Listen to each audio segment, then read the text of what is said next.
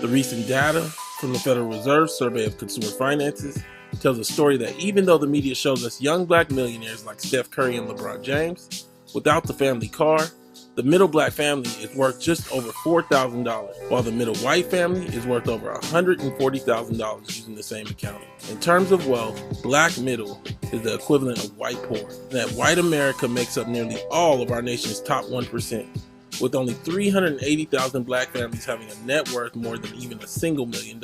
According to the new data, 15% of white families are worth more than $1 million, and over 1 million white American families are worth more than $10 million. Because we will spend our last on the most expensive stuff and we can't afford it. Why is it that we as black people have to have the best car, the best clothes, the best hair, the best shoes? Why is it that we have our priorities so screwed up financially? Because some of us grow up believing deeply in instant gratification and doing things that make you feel good. It's like, I got this money now, I can go get this outfit that's going to make me feel better about myself. I can get this car that's going to make me feel like I'm somebody. I can go drop this money at the club, which is going to make me feel like I'm a successful, important person. And a lot of that really is built on not just the instant gratification component, but also low self-esteem.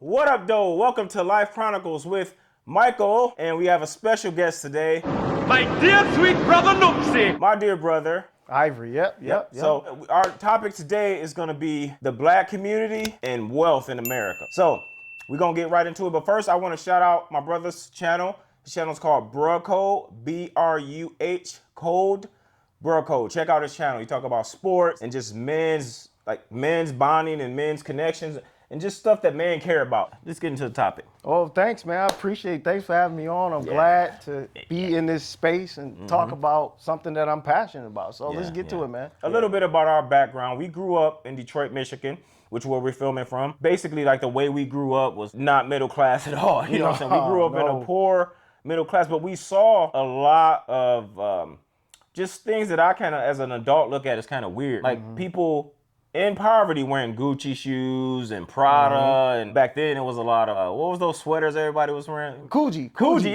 Sweaters. Those sweaters are like, what, $500-$600, you know, back then, $300 or something. I mean, you saw the Shirlings, Coogee, Jordans. Jordans, And people literally would wait in line to go get the Jordans and stuff like that. And people was dying for these people were getting killed, like for... Or robbed. Robbed, what was the glasses? Cardi's. You got Cartier glasses on right now. How serious is that in Detroit? Oh man, the people die over these, man. Cardi's are big in Detroit. We want the black community to kind of get away from like overconsumption of stuff like that and start actually learning how to like build wealth. No, I totally agree with you. And what I've noticed in my just tracking, understanding wealth, understanding just basic economics, I think a lot of that is just us trying to make up to try to appear rich. That's what we call hood rich, right? And we have this hood rich mentality. And I think that's from the media. You see rappers and entertainers, you see them living a certain lifestyle. You like, yo, I want to live that lifestyle too. I like to transition a little bit and talk a little bit about what we could do as individuals, because I think at the global level with black people, like we have to get into a movement to kind of build on what we need to do in order to put ourselves in position to build wealth. But from an individual perspective, that's what I like to really focus on, because the large masses, it's going to be hard to get the masses to want to really commit to some type of a direction that we should go as a people. You know, I kind of had a debate with somebody online, and he said something that really irked my soul, so I had to respond. He was buying some Cardi's, which I don't have a problem. Whatever you want to buy, hey, at the end of the day, you work for it, it's your money. Do whatever you want. Fires to woods to buffalo horns. That's a hood trophy. That's you know, you got a little something. You know, everybody get their first little money running, grab some buffs. I really don't have a gripe about it. But they said something, and I feel like the myths busting has to happen. He said, I have Cardi's and I want to put diamonds in them. And somebody responded, don't put diamonds in them because it's going to decrease the value. And I'm thinking, like, decrease the value? Cardi's are not an asset. Right. Like, I can't go to any bank in America and be like, I want to buy a house. Okay, show me your assets. There's no way I can put Cardis. I got 2 pair of Cardi glasses. Like, most of the time, stuff like that decrease in value. It doesn't bring you money by having it in Cardis. Yeah, I agree. So what you're saying, basically, if I'm hearing you correctly, is part of it is educational. Yeah. Like, people just don't know. And myths, yeah. And myths and education. Yeah. And I think the other part is the whole wealth inequality. And we're having this conversation in this country now. People are talking more about the wealth inequality, what that looks like. Yeah. And, you know, I lean on 3 experts. I follow 3 people in this space that's way more knowledgeable about this than me. Yeah. And you guys can Google it if you want. One is Tone Talks. Yeah. Like, if you want to learn more about black wealth. Him. Yeah, he is an expert in that field. Tone Talks is an expert in that. How, like, the issues that we have in terms of why we're in the position we're in and how to work our way out of it. I like Yvette Carnell, Breaking Brown. You can find her on YouTube as well. And also Dr. Claude Anderson. Those are 3 people that are in the forefront of the black wealth conversation. Yeah, in the Tone Talks, he talks about how the black middle class doesn't even exist. Yeah, like, it's not even a thing. Right. The black middle class is coming up, but when you look at the stats, I do think a nugget of it is spending problem. You think so? Yeah. I would say spending. I would also think nuclear family. Oh my goodness, man. The Hispanics, they do have two. I mean, if you have 2 incomes in the house, it's more likely that you're going to be able to save more. You're going to be less likely to be in debt. Things like that. You can do more. You can grow together with 2 incomes versus 1 income. Right. Whereas in our community, sometimes it's kind of like this. It's a badge of honor to be independent. Yeah. And there's nothing wrong with independent, but I like to go to the next level, which is interdependence. Yeah. Where you go to that next level and you can start building wealth together. Yeah. So, but you mentioned something. You said something interesting, and like, I think based on my research and knowledge and the things that I've learned about black wealth, I think part of it is and I talk about from an individual perspective, because the masses is not going to. They're not going to come to the table. Yeah, it's hard to make an overall general change. Yeah. So if you're an individual right now, you like, yo, okay, I'm making $20 an hour, $15-20 an hour. I want to start building wealth. I want to like be able to provide and take care of my family. I want to send my kids to college. Yeah. Where do I start? I always say skills. Like, what are the high-paying skills?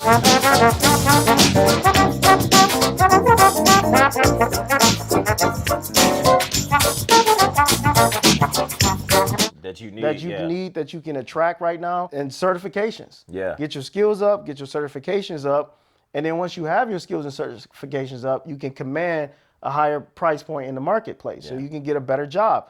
And once you got a better job, then you take that and then you start building your social networks. Yeah. I call it a social portfolio. Right. You start networking on LinkedIn, you build connections and community, and then that's going to open up more opportunity for you. Yeah. And also just basic things like budgeting.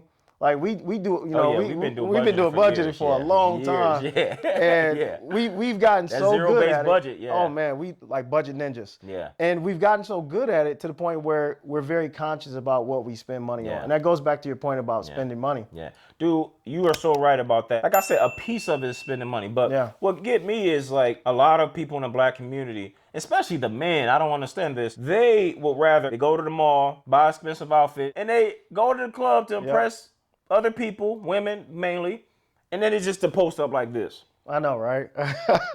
Like, I don't understand it. I heard this white guy that I follow, Alpha M, and he said, you know what? This guy's wealthy, multiple businesses, and he said something I never thought about like this. He said he got married young because like most men, when in their youth, they spend a lot of resources and time, energy chasing that, you know, that they're chasing them women, you know what I'm saying? So if you could cut that out, that could save you a lot of money because dating and women is expensive, man. So if you can cut that out, it's easier to say, all right, I don't need to always trying to shine and appeal to people, and I don't need to go out and, you know, with a bad credit score and go get this sweet card, you know, that's taking all of my stuff. I don't need to go out and have multiple kids because those things are slowly killing the black community. Yeah, it's the culture. I mean, the culture is hood rich. But also, I think we were locked out of wealth for such a long time. Yeah, you're right about that. And like, if I don't care who you are, I don't care if you like 10 miles down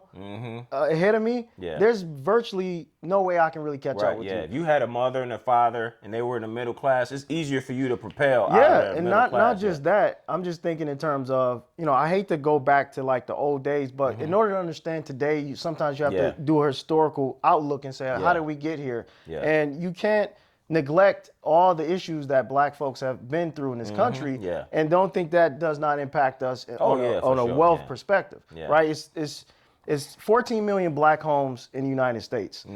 Out of the 14 million black homes, we got about 385 that have a net worth of over, I think the number is like $350,000. Hard. I'm talking about hard assets. The black liquid assets. The black middle class is only worth $1,700. Take the car out of that and depreciating assets. They negative. It actually dropped to negative income. Yeah, negative income. That's sad to hear, man. Yeah, it is. That's sad to hear. That's almost like when you hear the stats on the black economy, on how much we spend, we're the number one minority group, like as far as spending goes. We spend a lot. That's sad to hear, man. Like we spend so much.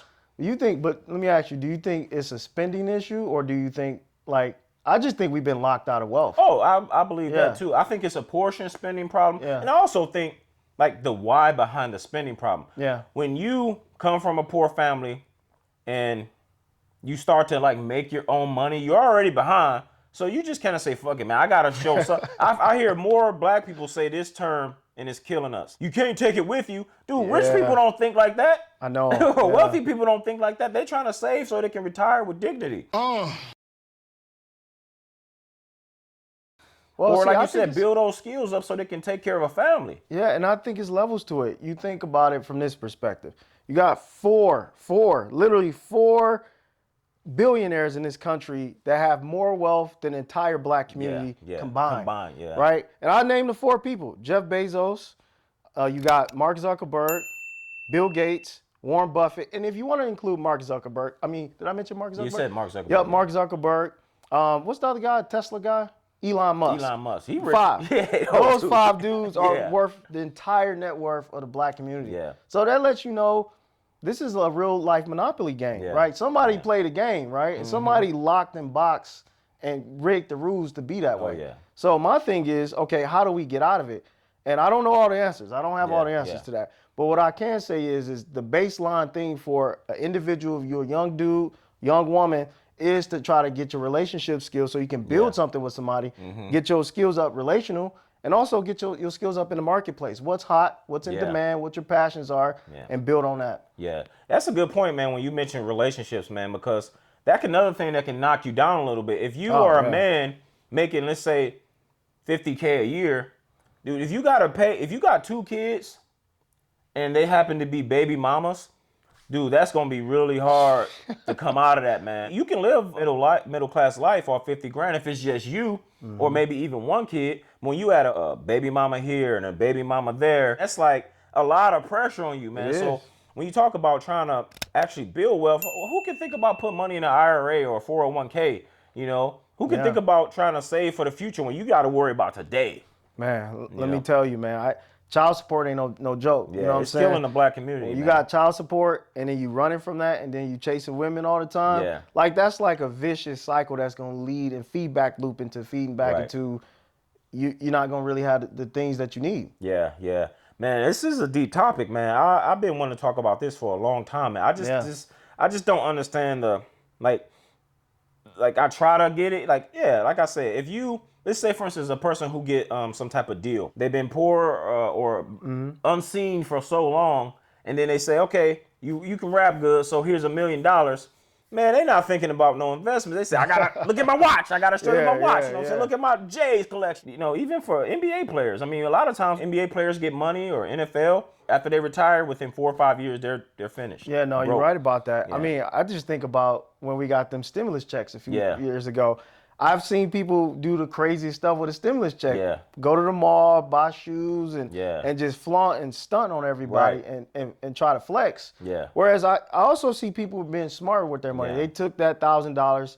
In particular, I saw one video. It was a woman. She turned her stimulus check into like $100,000. Yeah, I heard about that. She pretty much invested in. She bought a course And it goes back to what I was saying. She got her skills. Yeah, She them focused skills, on getting yeah. her skills, getting more high income skills, and that she could pay and get paid more money. Yeah, you're right, man. Those skills, you definitely got to build those skills up, because if you don't, you're going to be left behind, man. The future going to keep going. You're going to be left behind. Dude, I was, not to blast nobody or put nobody out, but dude, I was at the airport one day and I saw this guy, and he was working the same job he was when I was like 19 years old.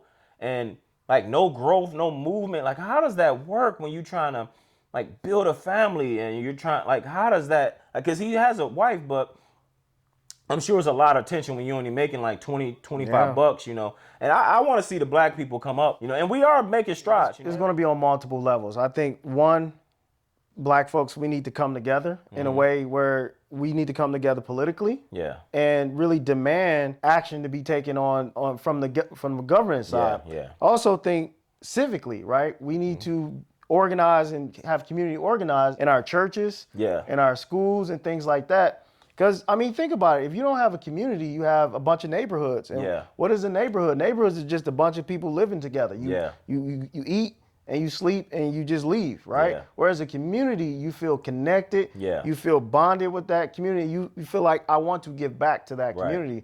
So I think we need to do that. And on an individual level, some of the things that I mentioned, making sure your skills are good, you increase your skill set. So those are three things I think will be kind of like a way to help us get to start building that wealth. But I have, and I don't know if you've noticed this, Mike, have you noticed it's been a trend of like financial literacy in the black community, more people talking about that? Like I said, we're coming up slowly but surely. I think we are coming up slowly but surely. So we're going to leave it here. Leave it in the comments. Let us know, what do you think as far as black wealth and the economy? Let us know in the comments and we will get back with you later.